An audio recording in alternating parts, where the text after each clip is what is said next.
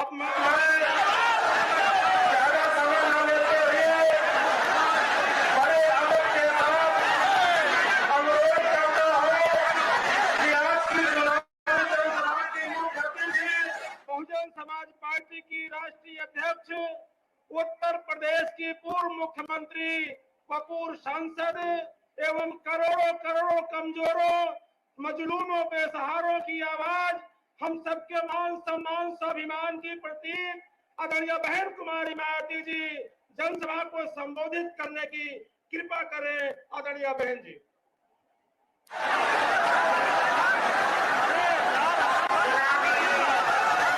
जनसभा में इकट्ठा हुए बीएसपी के सभी छोटे बड़े पदाधिकारियों एवं कार्यकर्तागण, आज आप लोग उत्तर प्रदेश में विधानसभा के लिए हो रहे आम चुनाव में कोरोना नियमों का पालन करते हुए अपनी पार्टी के प्रयागराज मंडल के उम्मीदवारों के समर्थन में मुझे सुनने के लिए यहाँ भारी संख्या में इकट्ठा हुए हैं, तो उसके लिए मैं आप सभी लोगों का हार्दिक दिल से आभार प्रकट करती हूँ। और अब मैं सबसे पहले अपनी पार्टी के संबंध में ये कहना चाहूंगी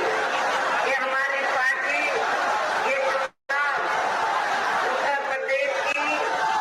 सभी विधानसभा सीटों पर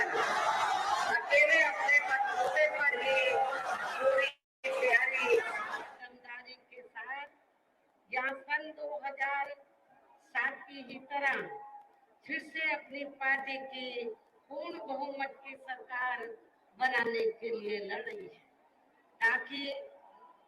आपको वर्तमान में भाजपा के चल रहे जातिवादी, संकीर्ण, अहंकारी व तानाशाही वाले शासन से मुक्ति मिल सके। इसके साथ ही हमारी पार्टी ने पूर्व की तरह इस चुनाव में भी बीएसपी से जुड़ने की तादाद को ध्यान में रखकर फिर उसी अनुपात में ही यहाँ सर्व समाज के लोगों को टिकट भी दिए हैं। और अभी चुनाव में आप लोगों को अपना वोट कांग्रेस, बीजेपी, सपा व अन्य विरोधी पार्टियों को न देकर केवल अपनी एकमात्र हितैषी पार्टी बहुजन समाज पार्टी को ही देना क्यों जरूरी है, इसे आप लोगों को समझना होगा। हालांकि इस संदर्भ में आप लोगों को ये मालूम है कि आजादी के बाद काफी लंबे समय तक केंद्र और उत्तर प्रदेश सहित देश के अधिकांश राज्यों में भी कांग्रेस पार्टी की ही अकेले यहाँ सरकारें रही हैं, किंतु इनकी गलत नीतियों व गलत कार्य प्रणाली की वजह से ही अब ये पार्टी केंद्र व बाकी राज्यों के साथ साथ यहाँ उत्तर प्रदेश की सत्ता को भी संभाल चुकी है। इसके साथ ही ये पार्टी जबरदस्त जातिवादी होने के कारण शुरू से ही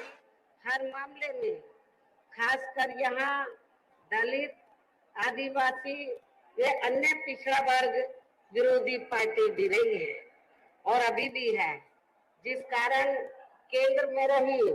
इस पार्टी की सरकार ने इन वर्गों के मसीहा व भारतीय संविधान के मूल निर्माता परम पूज्य बाबा साहब डॉक्टर भीमराव अम्बेडकर को भारत रत्न की उपाधि से भी केंद्र में कांग्रेस पार्टी की रही सरकार ने इनको सम्मानित नहीं किया था, जिसके लिए वो हर प्रकार से पात्र भी थे। इतना ही नहीं बल्कि इनकी मूवमेंट को आगे बढ़ाने के लिए अपनी पूरी जिंदगी समर्पित करने वाले मान्यवर श्री कांशीराम जी के देहांत होने पर भी केंद्र में उस समय इसी कांग्रेस पार्टी की रही सरकार ने उनके सम्मान में एक दिन के लिए भी राष्ट्रीय शोक घोषित नहीं किया था तथा न ही इस पार्टी की रही सरकार ने पिछड़े वर्ग की आरक्षण संबंधी मंडल कमीशन की रिपोर्ट को भी लागू किया था, जिससे फिर बीएसपी ने अपने कड़े संघर्ष व अथक प्रयासों से केंद्र में रही उस समय श्री बीपी सिंह की सरकार से ही लागू कराया था। साथ ही इसी सरकार ने ही बाबा साहब डॉक्टर भीमराव अंबेडकर को भी भारत रत्न की उपाधि से सम्मानित किया गया था। लेकिन अब केंद्र व अधिकांश राज्यों की भी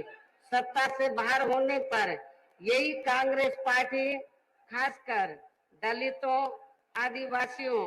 व अन्य पिछड़े वर्गों के वोटों की खातिर आए दिन किस्म किस्म की नाटकबाजी करती रहती है, जबकि इन वर्गों के व अन्य और मामलों में भी इस पार्टी की सच्चाई तो ये है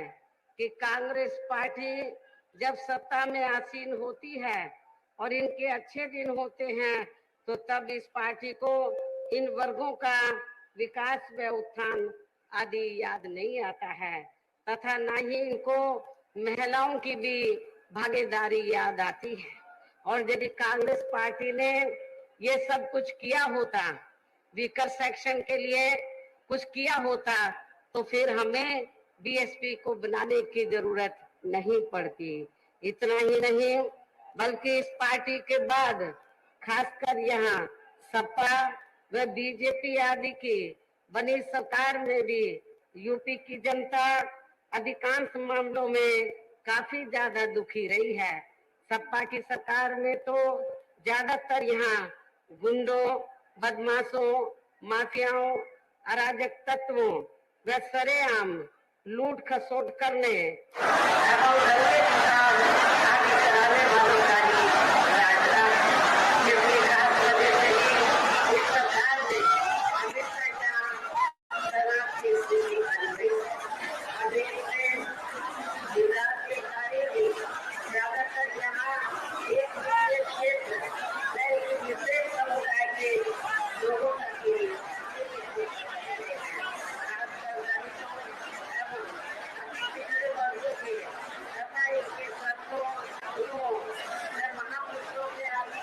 ही तो अधिकांश हमें इनका जातिवादी रवैया ही देखने के लिए मिला है, जिसके अनेकों उदाहरण हैं। जैसे श्री अखिलेश यादव की सपा सरकार ने ही प्रदेश में एससी व एसटी का सरकारी ठेकों में आरक्षण खत्म कर दिया था, जिसकी देश में पहली बार यह व्यवस्था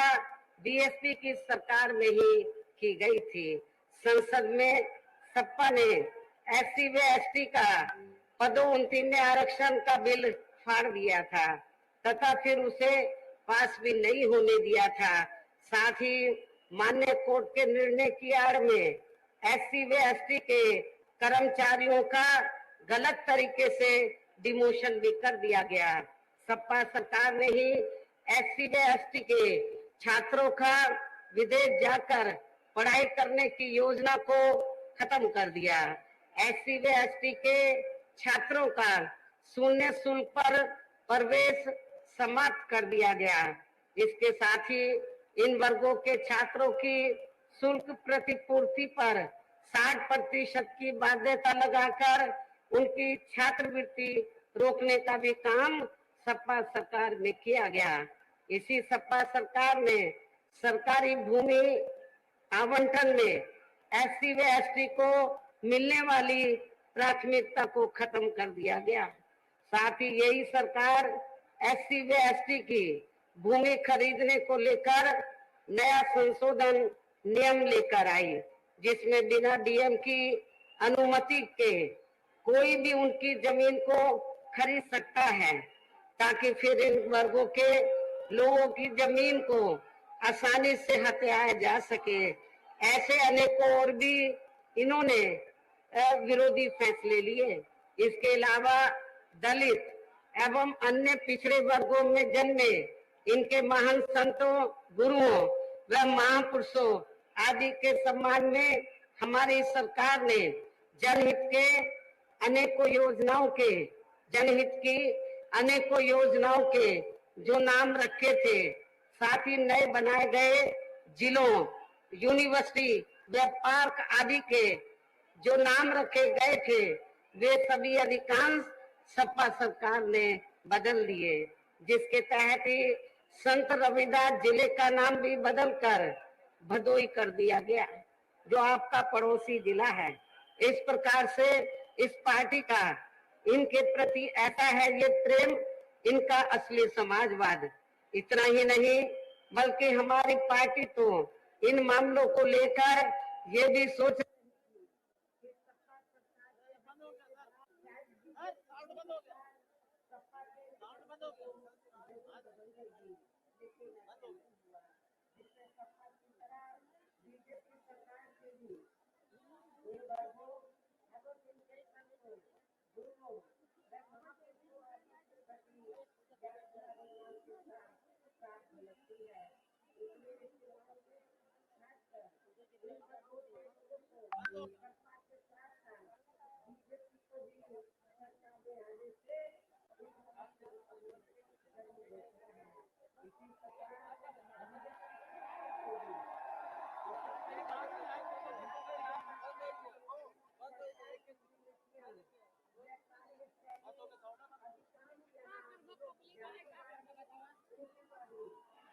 आरएसएस के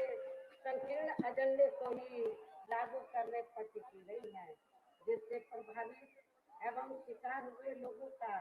इस सरकार में सही से विकास व्यवस्थान आदि नहीं हो सका है। साथ ही इनका हर स्तर पर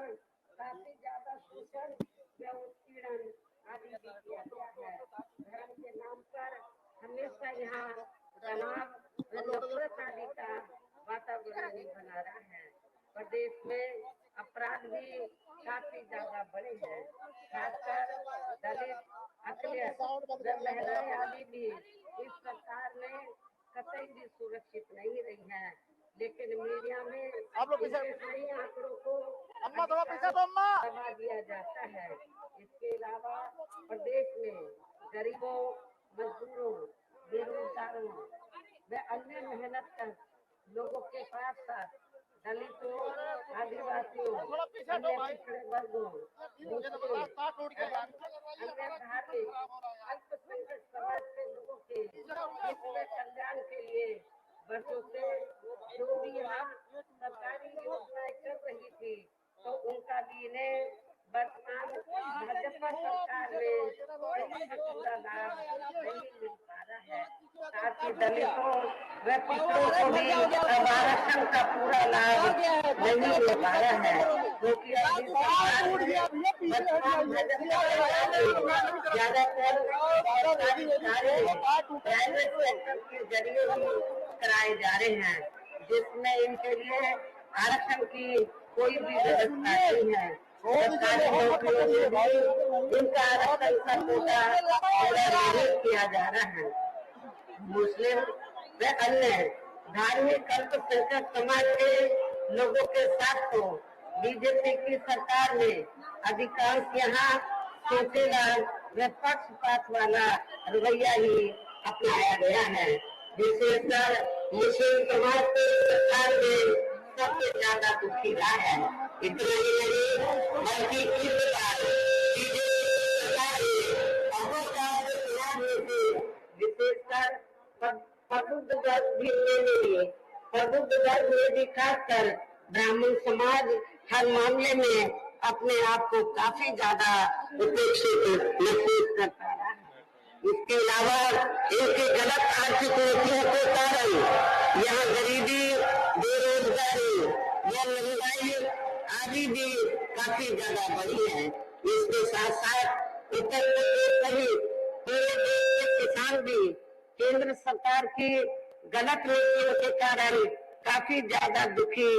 व परेशान रहे हैं और अभी भी हैं। साथ ही प्रदेश में बेरोजगार लोगों को रोजगार नहीं मिलने के कारण ज्यादातर इनको इस सरकार में भी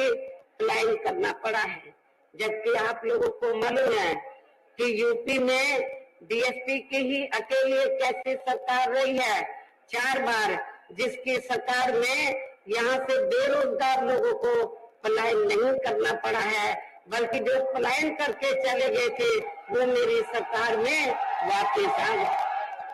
बड़े पैमाने पर लोगों को रोटी रोजी के साधन मिले और मैं आप लोगों को ये विश्वास दिलाना चाहती हूँ, जब इस बार बीएसपी के नेतृत्व में सरकार बनेगी तो फिर से उत्तर प्रदेश में गरीब नौजवानों को, बेरोजगारों को रोटी रोजी के साधन दिए जाएंगे। इस प्रकार से इन सभी विरोधी पार्टियों की रही सरकारों में शुरू से ही यहाँ यूपी की जनता काफी ज्यादा दुखी व परेशान रही है। विशेषकर कोरोना महामारी के दौरान तो ये सभी की हालत और भी ज्यादा खराब हो गई है। ऐसे में इन सभी विरोधी पार्टियों की रही सरकारों से निजात पाने के लिए अभी चुनाव में यहाँ प्रदेश की जनता को अपनी एकमात्र हितैषी पार्टी बहुजन समाज पार्टी की ही सरकार बनाना बहुत जरूरी है, जिसने अपने चारों रहे शासनकाल के दौरान बिना पक्षपात या भेदभाव आदि के यहाँ कमजोर एवं उपेक्षित वर्गों के लोगों के साथ साथ सर्व समाज में से गरीबों, मजदूरों, बेरोजगारों, किसानों, व्यापारियों, कर्मचारियों, वकीलों एवं अन्य मेहनत कश लोगों के साथ ही युवाओं, छात्रों, महिलाओं व बुजुर्गों आदि के भी विकास एवं उत्थान के लिए अनेकों ऐतिहासिक व महत्वपूर्ण कार्य किए हैं और इस बार सरकार बनने पर वो सभी कार्य फिर से शुरू किए जाएंगे। प्रदेश में विशेषकर गरीबी एवं बेरोजगारी आदि को दूर करने के लिए इस बार भी जरूरी कदम उठाए जाएंगे और इस मामले में हमारी सरकार ने बेरोजगार लोगों को बेरोजगारी भत्ता नहीं बल्कि उन्हें बड़ी संख्या में सीधे ही रोटी रोजी के साधन उपलब्ध कराए हैं और इस बार सरकार बनने पर भी जरूर उपलब्ध कराए जाएंगे। हमारी सरकार ने गरीब एवं भूमिहीन लोगों को खेती करने के लिए फ्री सरकारी जमीन भी दी है, नियमों के तहत आगे भी दी जाएगी। गरीब आवासहीनों को भी सभी सुविधाओं के साथ फिर से 2 कमरों के पक्के मकान भी फ्री में बनाकर दिए जाएंगे। इस प्रकार से अनेकों और भी कार्य किए जाएंगे। डॉक्टर अंबेडकर ग्राम विकास योजना के तहत देहातों का और मान्यवर श्री कांशीराम जी शहरी समग्र विकास योजना के तहत शहरों का भी काफी विकास किया गया है, ये भी आप लोगों को मालूम है। इस मामले में प्राथमिकता पहले उन देहातों व शहरों की बस्तियों को दी गई है जहां पर अधिकांश गरीब एवं बेरोजगार लोग निवास करते हैं और इस बार सरकार बनने पर ये कार्य आगे भी किए जाएंगे। इन कार्यों के साथ साथ किसानों को भी किसी भी मामले में निराश नहीं होने दिया जाएगा। इतना ही नहीं बल्कि बीएसपी की रही सरकार में ही दलित एवं अन्य पिछड़े वर्गों में जन्मे अपने महंतों, गुरुओं व महापुरुषों आदि को भी विभिन्न रूपों में पूरा आदर सम्मान दिया गया है और आगे भी इनके संबंध में कोई भी कमी नहीं आने दी जाएगी। इसके अलावा आपके प्रयागराज मंडल की जो भी यहाँ स्थानीय समस्याएं होंगी तो उन्हें भी दूर करने का पूरा प्रयास किया जाएगा। इसके साथ साथ केंद्र व यूपी सरकार के भी विवादित नियमों व कानूनों को दिया जाएगा। इसके साथ ही बीएसपी की सरकार बनने पर यहाँ बीजेपी व सपा आदि के शासनकाल की तरह कानून व्यवस्था को किसी भी कीमत पर खराब व लचर नहीं होने दिया जाएगा तथा हर स्तर पर यह कानून द्वारा कानून का राज ही कायम किया जाएगा। जाति व धर्म के आधार पर यह लोगों का किसी भी प्रकार से शोषण व उत्पीड़न आदि नहीं होने दिया जाएगा, जैसा कि वर्तमान भाजपा सरकार में हो रहा है। खासकर कानून व्यवस्था को बेहतरीन बनाने के लिए विशेष अभियान के तहत वे दलगत राजनीति से ऊपर उठकर यहाँ गुंडों, बदमाशों, माफियाओं व अन्य आपराधिक एवं अराजक तत्वों को भी जेल की सलाखों में भेजा जाएगा, जहां मेरी सरकार में इनकी जेल के बाहर नहीं बल्कि जेल के अंदर ही सही जगह होती है। इतना ही नहीं बल्कि वर्तमान भाजपा सरकार ने जाति, धर्म व राजनीतिक द्वेष की भावना के तहत जिन लोगों को खासकर धरना, प्रदर्शन आदि के नाम पर जबरदस्ती गलत धाराओं में फंसा के उन पर अनेकों केस चलाए हुए हैं, तो उन मामलों की भी सही से जांच करा के उनके केस भी खत्म कर दिए जाएंगे। इसके साथ साथ प्रदेश में खासकर शिक्षा के क्षेत्र में व अन्य और विभागों के भी कर्मचारी जो आए दिन अपनी मांगों को लेकर धरना, प्रदर्शन एवं हड़ताल आदि करते रहते हैं, तो उन सभी मामलों को निपटाने के लिए एक आयोग का गठन किया जाएगा और उनकी सही मांगों को मान लिया जाएगा, जिसमें कर्मचारियों की पुरानी पेंशन योजना को भी लागू करने का मामला शामिल है, इसे भी लागू किया जाएगा। इसके अलावा सर्वजन हिताय व सर्वजन सुखाय को लेकर अन्य और भी जरूरी कार्य किए जाएंगे, लेकिन ये सभी कार्य करने के लिए इस चुनाव में यहाँ बीएसपी को सत्ता में लाना बहुत जरूरी है, जिसके लिए अपनी पार्टी के लोगों को वोट पड़ने तक यहाँ सभी विरोधी पार्टियों के साम, दाम, दंड भेद आदि हथकंडों से भी जरूर सावधान रहना है। और इस मामले में विरोधी पार्टियां चुनाव होने से कुछ समय पहले व चुनाव के दौरान भी अपने अपने पक्ष में हवा बनाने के लिए खासकर मीडिया व ओपिनियन पोल एवं सर्वे आदि का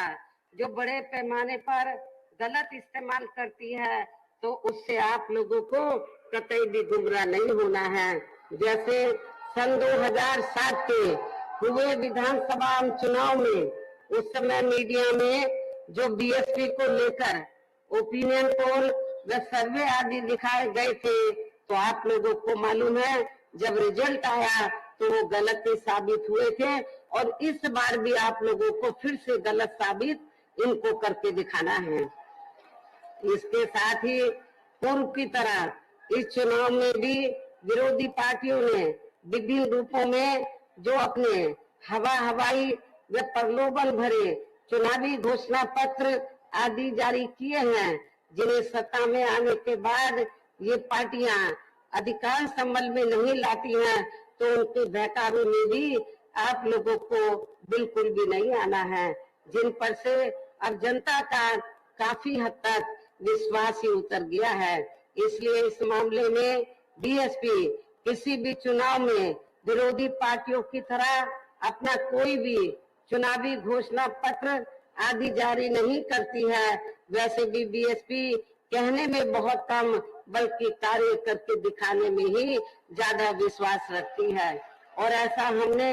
यहाँ यूपी में अपनी चारों रही सरकारों के दौरान करके भी दिखाया है। इसके साथ ही हमारी पार्टी की चारों रही सरकारों ने प्रदेश में बिगड़ी हुई कानून व्यवस्था को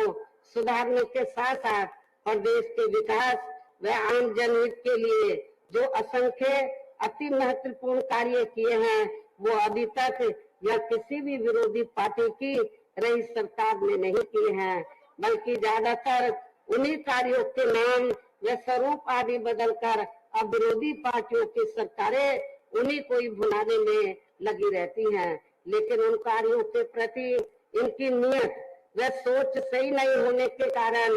उसमें भी ये पार्टियां ज्यादा सफल नहीं हो पा रही हैं। और अब मेरा यही कहना है कि आप लोगों को इस चुनाव में अपने हित व कल्याण के लिए या फिर से बीएसपी की सर्वजन हिताय व सर्वजन सुखाय की नीतियों पर आधारित सरकार बनाना बहुत जरूरी है। और इसके लिए पार्टी के लोगों को वोट पड़ने वाले दिन सबसे पहले सुबह उठते ही वे समय से अपने अपने पोलिंग बूथों पर अपना वोट डालने के लिए जरूर जाना है। इसके साथ ही आपका वोट अन्य कोई व्यक्ति न डाल सके, इसका भी आप लोगों को खुद ही ध्यान रखना है। इसके साथ साथ अपनी पार्टी का कोई भी वोट पड़ने से ना रह जाए तो उसका भी पार्टी की हर पोलिंग बूथ की कमेटी को विशेष ध्यान रखना है। इन्हीं जरूरी बातों के साथ ही अब मेरे बीएसपी के लोगों से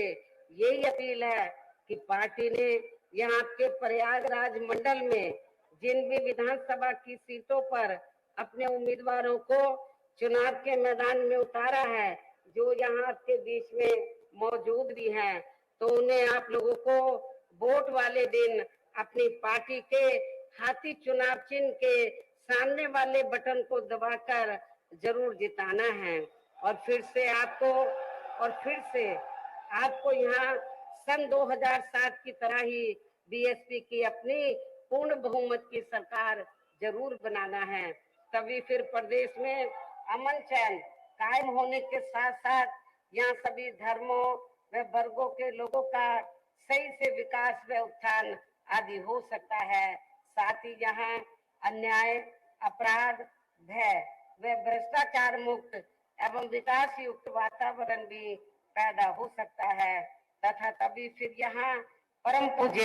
बाबा साहब डॉक्टर भीमराव अंबेडकर एवं मान्यवर श्री कांशीराम जी आदि का भी सही सपना साकार हो सकता है। इस उम्मीद के साथ ही अब मेरा आप लोगों से यही कहना है कि आप लोगों को हर पोलिंग बूथ को जिताना है, बीएसपी को सत्ता में लाना है। और इस कार्य